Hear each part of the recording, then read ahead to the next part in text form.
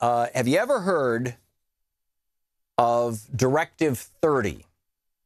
Directive 30, Matthew Dessem has a piece on Slate.com today that's absolutely brilliant, and I was unfamiliar with this, and he reprints it. Directive 30 was issued in May of 1946. After World War II was over, this was a directive from the U.S. military, to the U.S. military and all the Germans in Germany.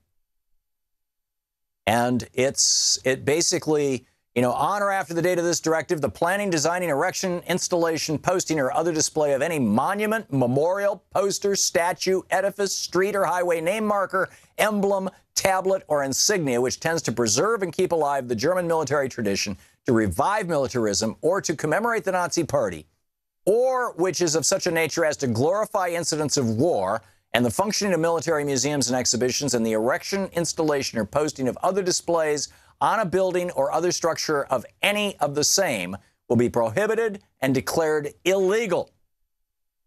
Also prohibited and declared illegal the reopening of military museums and exhibitions. Every existing monument, poster, statue, edifice, street or highway name marker, emblem, tablet, or insignia of a type, the planning, designing, erection, installation, posting, or other display of which is prohibited in paragraph 1, which I just read to you, must be completely destroyed and liquidated by 1 January 1947. Also, all military museums and exhibitions must be closed and liquidated by 1 January 1947 throughout the entire German territory.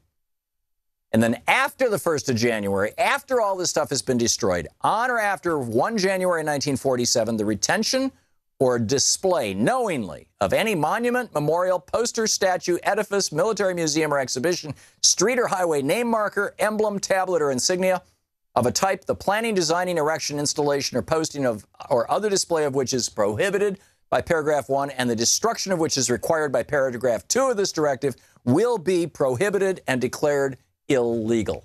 Why the hell didn't we do this after the Civil War?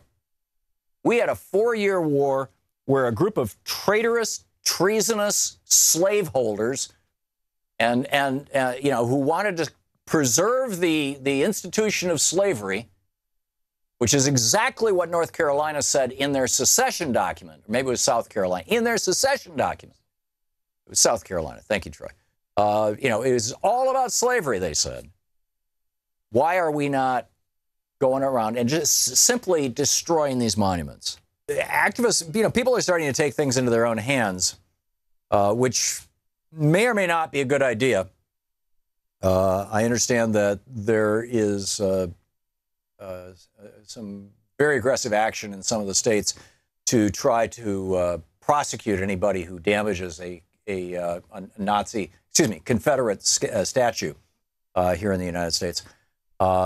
These are our Nazis, right? These are the people who celebrate slaveholding and whatnot. But there was a group of activists who took down a statue in, where was this, Nate? North Carolina. Thank you. Here's the clip of it. They're pulling it right down off the top there, bang, right onto the ground. It collapses the whole thing, and everybody's cheering. And this is...